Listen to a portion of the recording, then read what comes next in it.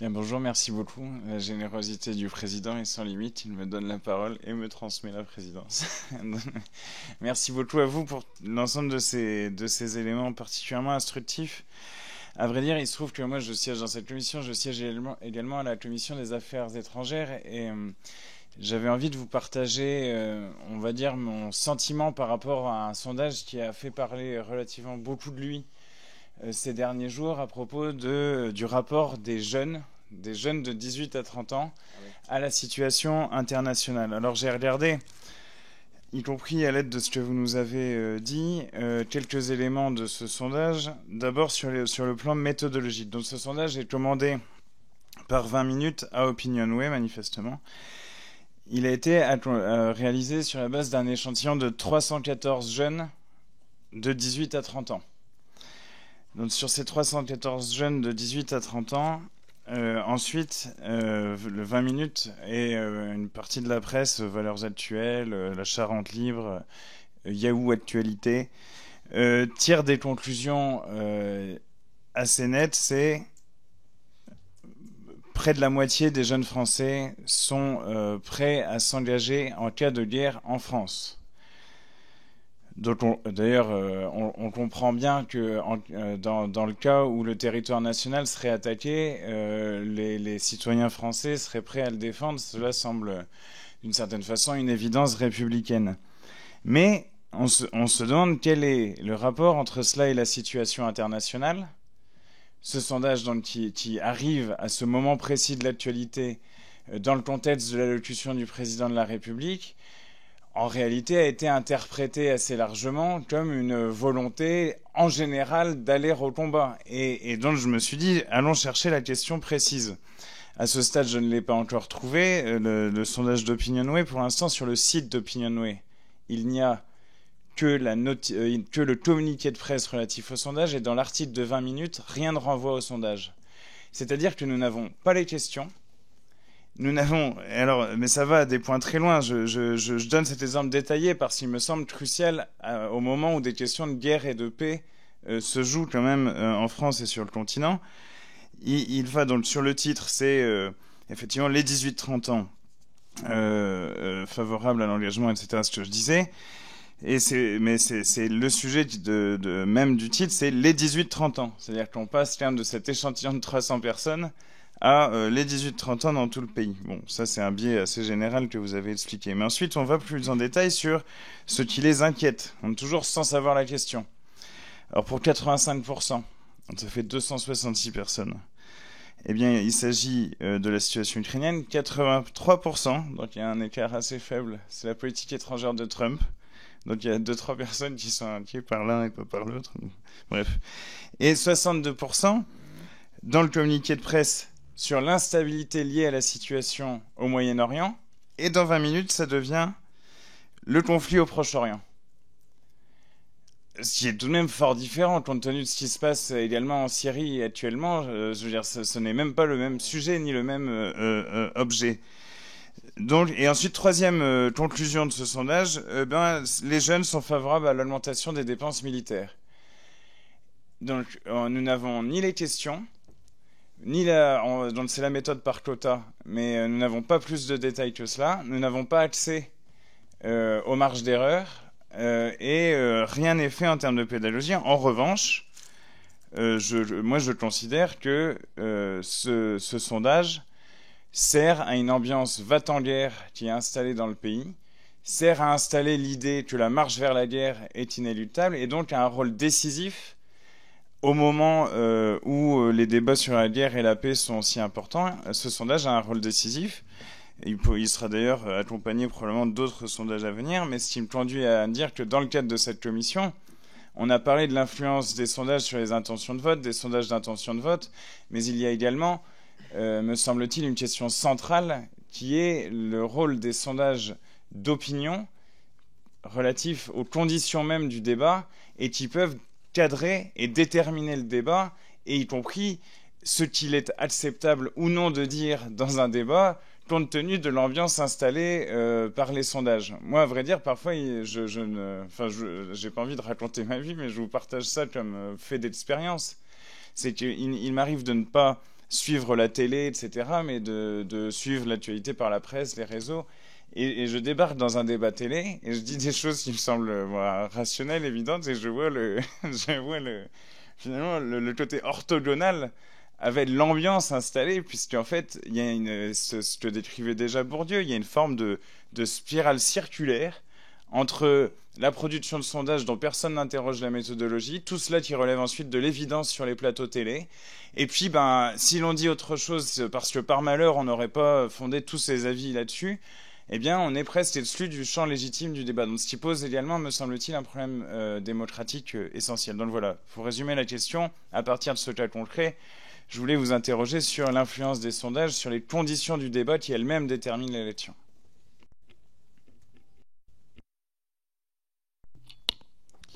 C'est évidemment un exemple très parlant, d'abord parce que l'échantillon est très faible et qu'en tant que tel, il devrait, du point de vue du journaliste que je suis, interdire la moindre reprise de ce sondage. On est sur un échantillon tellement, tellement réduit qu'en fait, ça n'a pas de valeur.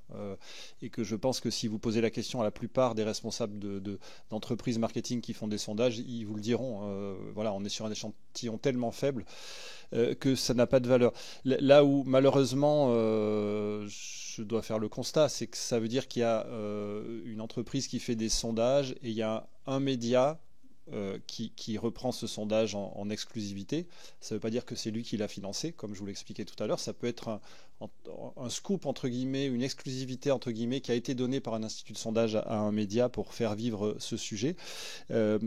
Donc il y a ce premier média qui reprend l'information, qui la développe, et il y a d'autres médias dans un temps d'eux qui vont la reprendre. Et là, je reprends l'expression que j'ai eue tout à l'heure sur la dimension low cost.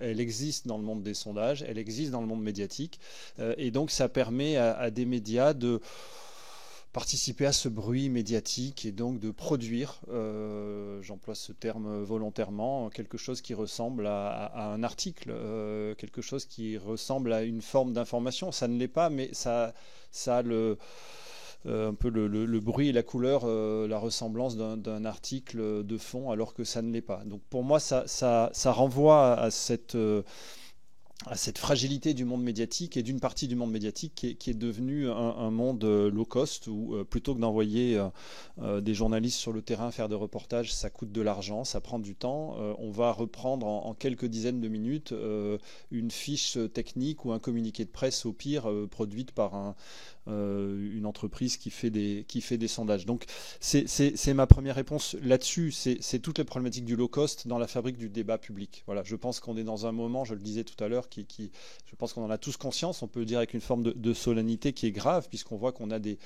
principes fondamentaux de l'état de droit, de la démocratie qui sont directement attaqués. Est-ce que dans ce moment-là, on peut, pour fabriquer le débat, s'appuyer sur des outils ou des méthodes, y compris médiatiques, qui relèvent autant du low cost? Voilà, je pense que c'est une question absolument centrale. Ça ouvre un deuxième questionnement, et vous le dites très clairement, c'est les sondages, c'est pas uniquement les intentions de vote, c'est aussi la fabrique des objets du débat ou des thèmes du débat. Voilà. Et on le sait sur l'immigration, sur la sécurité, sur l'immigration et la sécurité, le lien qui est fait entre ces deux sujets.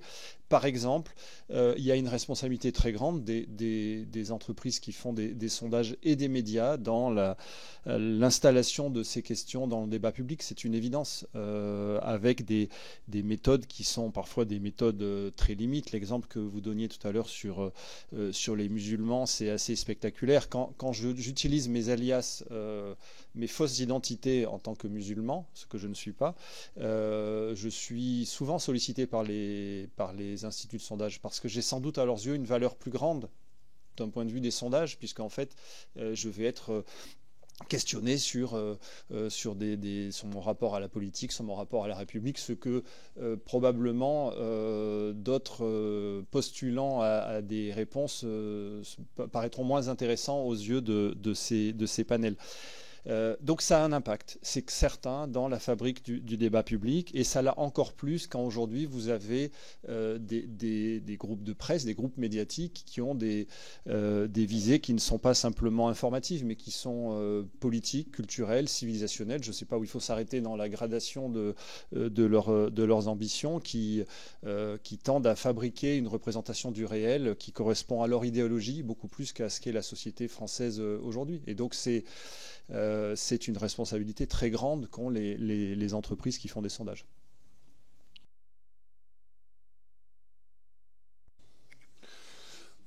Oui, le cas que vous prenez me paraît parfaitement symptomatique en fait dans les différentes dimensions que vous avez évoquées. C'est typiquement le genre de sondage qui passe sous les radars de la Commission, donc qui échappe en fait au maigre contrôle que fait la Commission, d'où sans doute votre difficulté à trouver des informations en fait sur ce sondage.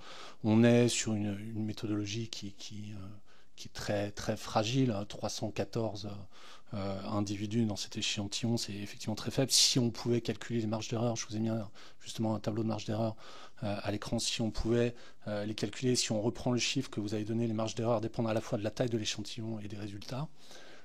Si on reprend, vous nous avez dit 50%, hein, c'est ça, vous évoquiez, je crois, au début de votre 50%, vous voyez, pour un échantillon disons de 300 personnes, on est sur une marge d'erreur qui monte à 5,8, à plus ou moins 5,8. Autant dire qu'on est vraiment dans le flou. Ce qui me paraît également problématique, c'est que on parle d'une catégorie de la population qui n'est absolument pas homogène. Avoir 18 ans, ce n'est pas la même chose qu'avoir 30 ans ou 25 ans. On est sur des profils extrêmement différents. Enfin, voilà. Et donc là, on transforme ces 18-30 ans en catégories unifiées, agissantes, pensantes, sur un même mode, ce qui est évidemment faux. À aucun moment, d'après ce que vous dites, de toute manière, ces résultats ne sont mis en question, et ça c'est un autre symptôme, c'est-à-dire on prend ici la mesure du niveau de croyance extrêmement élevé, en fait, de la population en général, dans la capacité des sondages à dire le vrai. C'est ce qu'on appelle un effet de véridiction. Voilà. Et cette croyance est très élevée, c'est-à-dire que dans les sondages d'intention de vote, on va confondre les intentions de vote avec la réalité électorale, voire considérer qu'une intention de vote mesurée par sondage, ça vaut concrètement un vote. Et là, c'est sans doute également le produit du discours de confusion, hein, qui a été produit, entretenu autour de l'idée selon laquelle les sondages sont en mesure justement de faire parler l'opinion publique, de refléter les rapports de force électoraux. Et puis on va confondre ce que déclarent 314 jeunes, si tant est qu'ils aient été 100% à répondre, ce qui nous donne une idée de la maigreur des effectifs dans les tableaux. On confond ce que déclarent 314 jeunes donc avec ce que pensent les jeunes. Et on en tire des conclusions qui sont versées à quoi, à la lutte politique, au débat politique, pour l'imposition d'une représentation dominante de la situation actuelle, c'est-à-dire venir nourrir l'idée, effectivement, du potentiel militaire, guerrier, conflictuel de notre jeunesse. Donc, je dirais que c'est une description quasi idéale typique des logiques artefactuelles de production sondagère. Voilà, c'est une très très bonne illustration. Et je rejoins encore une fois les considérations de Luc Brunner. Je pense que ça pose question. Et que cette question, on ne se la pose pas suffisamment, ou plus. On se la pose ici, en tout cas.